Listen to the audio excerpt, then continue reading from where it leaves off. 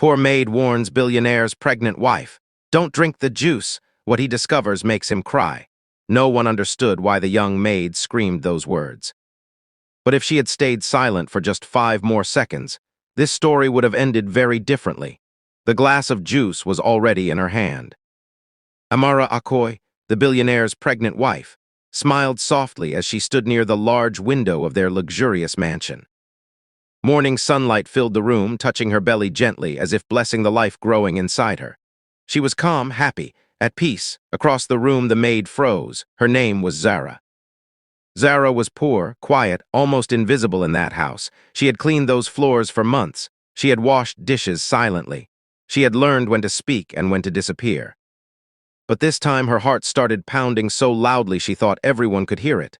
The juice. Zara recognized the bottle immediately. Her hands began to shake. "Madam, please," Zara said, her voice trembling, barely louder than a whisper. Amara turned, surprised.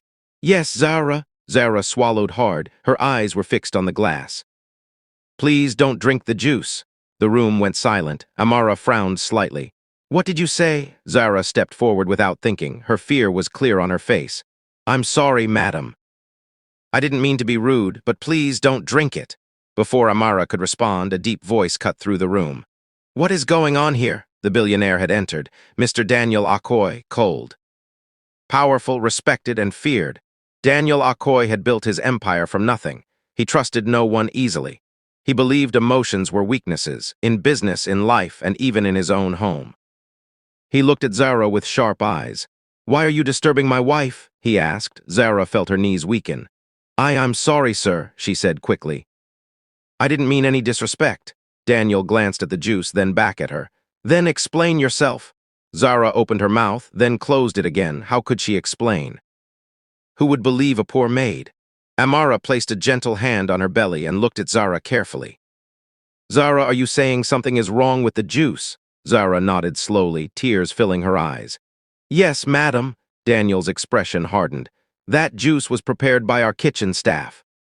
"Are you accusing someone in my house?" Zara shook her head quickly. "No, sir, I'm not accusing anyone. I know that bottle." Daniel crossed his arms. "You know it how?" Zara took a deep breath. "Because I saw it earlier this morning in the storage area, and I heard something that didn't feel right." The room felt heavier. Daniel laughed coldly. "You felt something." "Is that your evidence?" Zara flinched, but she didn't back away. "I grew up poor, sir," she said softly. "When you grow up with nothing, you learn to notice small things, smells, labels. Hands that shake when they shouldn't." Amara slowly lowered the glass onto the table. Her heart was racing now. "Daniel," she said quietly, "maybe we should listen." Daniel turned to his wife. "Amara, you're pregnant. You don't need stress. This is probably nonsense." Zara's voice broke. "Madam, please, if I'm wrong, punish me, fire me, do anything. But please don't drink it." Tears slid down her cheeks. For the first time, Daniel noticed something. This girl wasn't acting. She wasn't begging for attention. She wasn't trying to cause trouble. She was terrified. Daniel stepped closer. "If you're lying," he said slowly, "this will be the biggest mistake of your life." Zara nodded. "I know, sir." Amara looked at the juice again. Just moments ago, it had looked harmless, fresh, normal. Now it looked dangerous. "Daniel," she whispered, "for our baby, let's be careful." Daniel sighed sharply, then snapped his fingers. "Bring the head of security, and the doctor, now." Zara's legs almost gave out. She hadn't expected that. Minutes later, the room filled with tension as the glass was taken away for testing. Zara stood in the corner, silent, praying under her breath. Daniel watched her carefully. Something about this didn't feel like a lie anymore.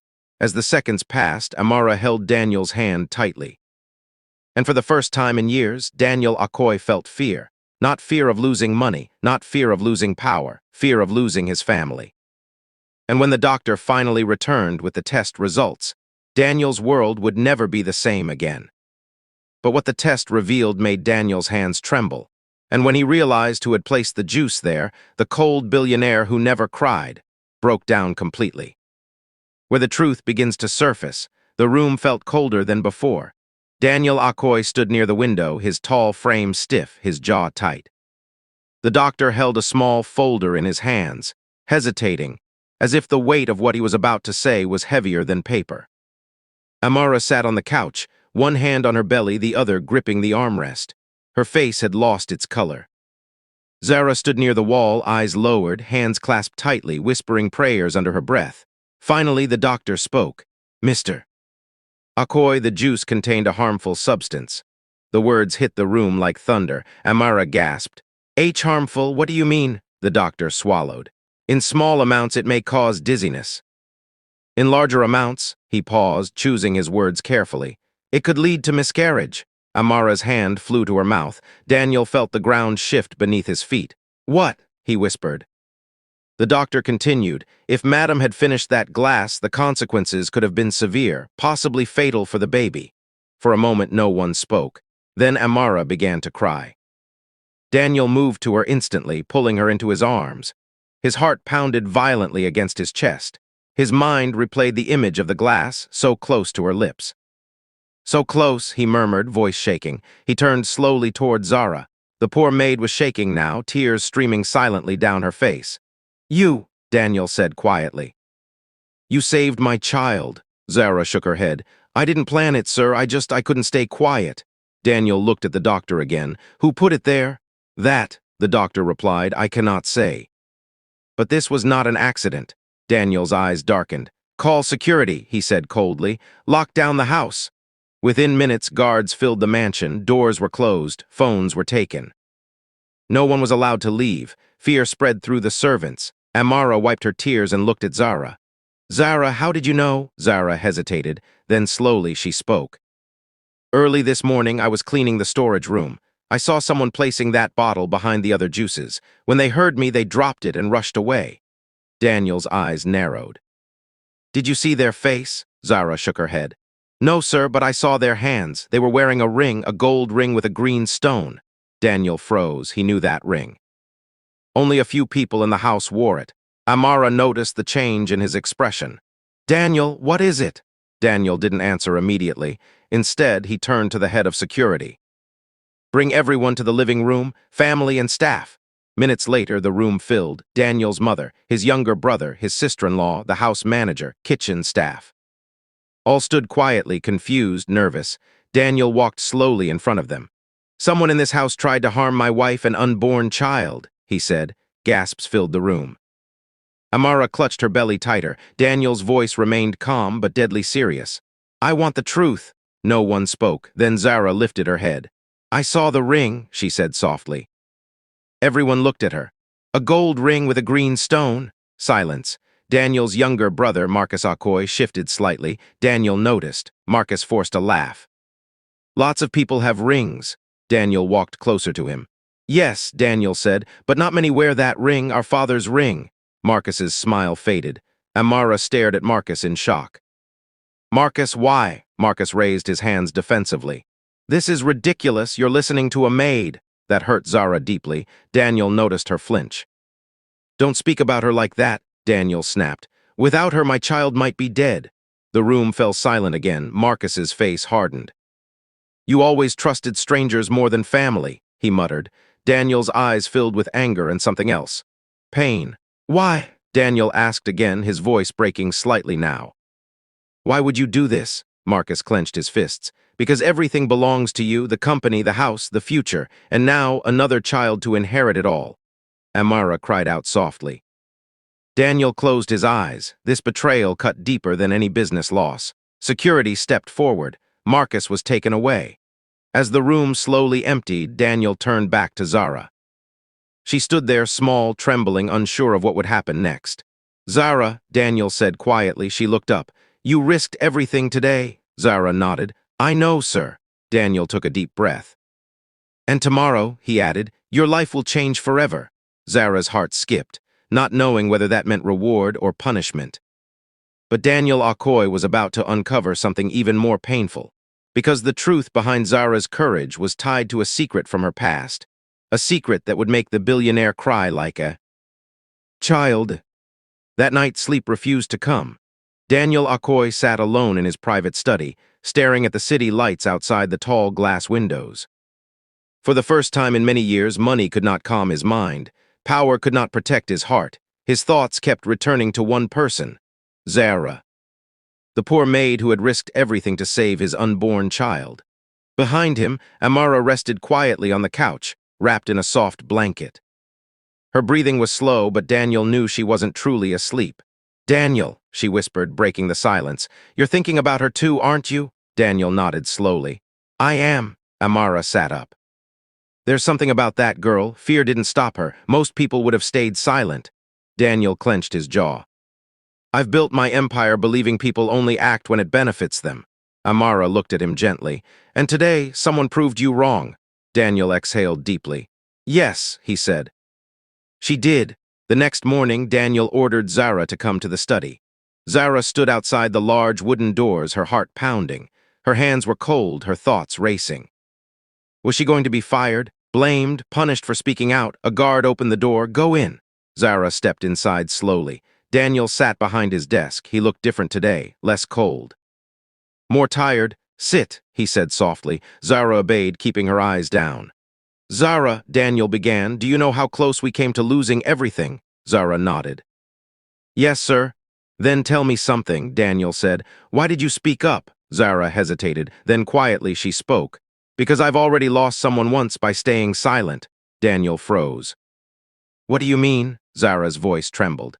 "Before I came to this city, I lived in a small village. I worked for a family there, too. One day, I noticed something wrong with the food prepared for the lady of the house. I was afraid to speak." Tears filled her eyes. "She drank it. She didn't survive." Daniel's chest tightened. "And I blamed myself," Zara continued. "Every day, I promised God that if I ever saw danger again, I would never stay silent." Daniel stood up slowly and walked toward her. "You could have lost your job," he said. Zara nodded. "Yes, sir. You could have been thrown out with nothing." "I know. And still you spoke." Zara looked up now, tears falling freely. "A life is more important than comfort, sir." Daniel felt his throat close. In that moment, something inside him broke.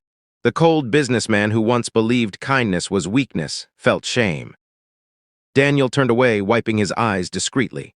"Zara," he said after a pause, "from today on, you are no longer just a maid in this house." Zara's breath caught. "I don't understand, sir." Daniel faced her again. "You will receive proper education, health care, and protection, whatever you need." Zara's eyes widened. "Sir, I don't want money." Daniel smiled sadly. "That's exactly why you deserve it." Later that day, Amara called Zara into her room. She held Zara's hands gently. "You saved my child." Zara shook her head. "I only did what was right, madam." Amara smiled warmly. "And because of that, you are family now." Zara felt something she hadn't felt in years, safety. But peace did not last long. That evening, Daniel received a call. His expression darkened as he listened. "Yes," he said, "I understand." He hung up slowly. Amara noticed immediately. "What is it?" Daniel looked at her gravely. "Marcus is not alone in this." Amara's heart skipped. "What do you mean?" "The investigation revealed something else," Daniel said. "The substance used in the juice came from outside the house." Amara gasped. Daniel continued. "Someone helped him, someone who knew our routines." Zara overheard this conversation from the hallway. Her blood ran cold. A memory flashed in her mind. A conversation she had overheard weeks ago, a whisper in the kitchen, a warning she ignored. Zara stepped forward slowly. "Sir," she said. Daniel turned. "There is something I didn't tell you," Zara whispered. Daniel's eyes locked onto hers. "What is it, Zara?" Zara took a deep breath. "I think the danger isn't over yet." Zara was about to reveal a truth she had kept hidden for weeks, a truth that could put her life in danger, and would force Daniel Akoy to choose between mercy and justice. The room felt heavy after Zara's words. "I think the danger isn't over yet." Daniel Akoy stared at her, his eyes sharp but no longer cold. This time there was concern in them. "What do you mean?" he asked calmly. Zara swallowed hard. Her hands trembled, but she forced herself to speak. "2 weeks ago," she began, "I was cleaning the kitchen late at night. I heard two people whispering. I didn't see their faces, but I heard one voice clearly." Daniel stepped closer. "Whose voice?" Zara hesitated, then she said it. "The house manager." The words landed like a stone. Amara gasped. "Mr. Benson?" Daniel's face tightened. Benson had worked with him for over 10 years. He had been trusted with keys, schedules, staff lists, everything. "Why didn't you tell us before?" Daniel asked quietly. Zara lowered her head. I was afraid. I thought maybe I misunderstood. And he warned the other person that maids who talk too much don't last long. Amara reached for Zara's hand. You did nothing wrong. But Daniel's mind was racing. He turned to security. Bring Benson now. Minutes later, Benson stood in the living room. He looked calm, almost confident. You wanted to see me, sir? Daniel studied him carefully. Yes. I want to ask you something. Benson smiled politely. Of course. Daniel pointed to Zara. She says she heard you whispering late at night in the kitchen about the juice. Benson laughed lightly. That's ridiculous. This girl is imagining things. Zara flinched. Daniel noticed. Look at her, Daniel said sharply. Does she look like someone lying for attention? Benson's smile faded slightly. Sir, with respect, she is just a maid. Stress can make people say strange things. That was enough. Daniel slammed his hand on the table. Enough! The room fell silent. Test the manager's phone, Daniel ordered. Check his calls, his messages, his bank records. Benson's face turned pale. Within minutes, the truth came out. Large payments, secret messages. A plan to help Marcus remove Daniel's unborn child from the future inheritance. Amara began to cry. Benson dropped to his knees. Sir, please, I was desperate. My family. Daniel raised his hand. You betrayed my family, he said slowly, and you nearly killed my child. Security took Benson away. As the doors closed, Daniel felt something unexpected. Exhaustion. He sank into a chair. Amara sat beside him, resting her head on his shoulder. It's over now. Daniel shook his head. No, not yet. He turned to Zara. You could have stayed silent again, he said. But you didn't. Zara wiped her tears. I remembered my promise. Daniel stood and faced her fully. Zara, he said, his voice firm but emotional, you didn't just save my wife. You saved my family. Zara shook her head. I only did what was right. Daniel smiled faintly. That's exactly what makes you different. That night, something changed in the house. The fear lifted. The silence felt lighter, and for the first time, Zara slept without fear of tomorrow. The next morning, Daniel called a meeting. Staff, family, lawyers, everyone gathered. Daniel stood tall. Today, he said, I make 3 decisions. Everyone listened closely. First, he continued, Marcus will no longer be part of my business or my inheritance. Gasps filled the room. Second, Daniel said, anyone who took part in harming my wife will face justice. Then he paused. And third, he turned to Zara. This house will no longer treat kindness as weakness. Zara's heart raced. Zara, Daniel said, from today you will be trained, educated, and protected. Not because you are poor, but because you are brave. Tears streamed down Zara's face. Amara hugged her tightly. You're one of us now.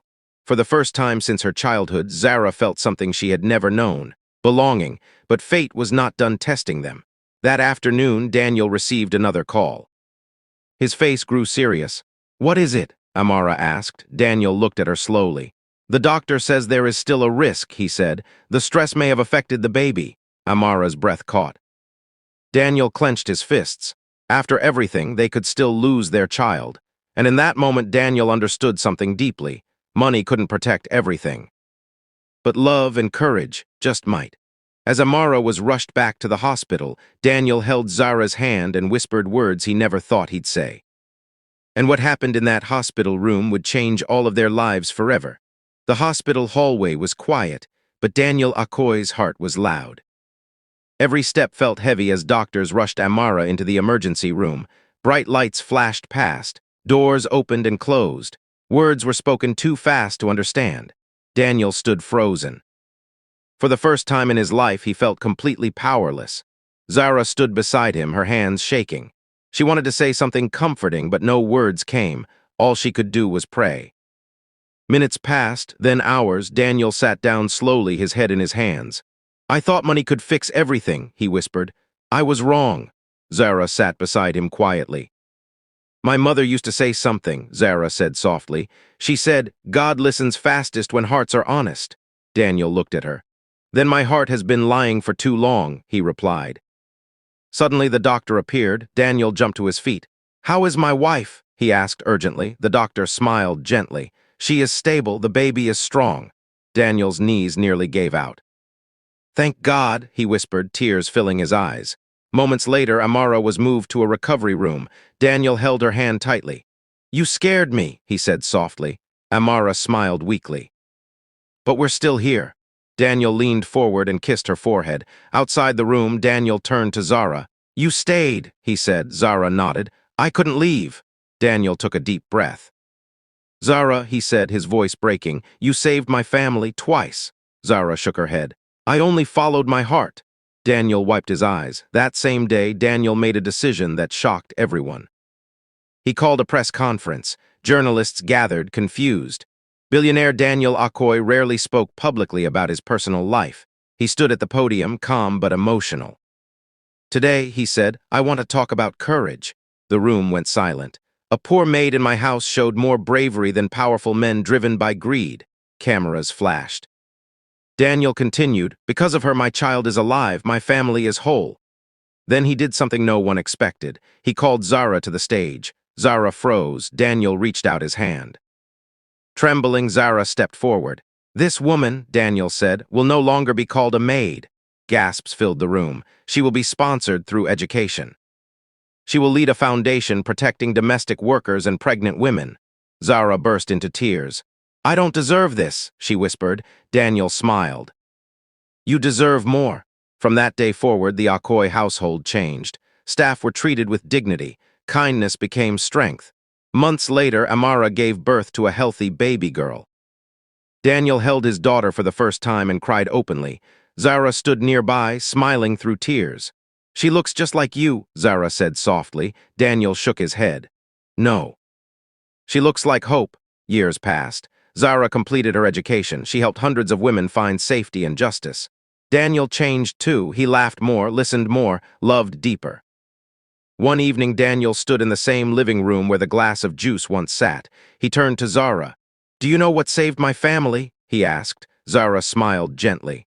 Love, Daniel nodded. And courage, he looked out the window.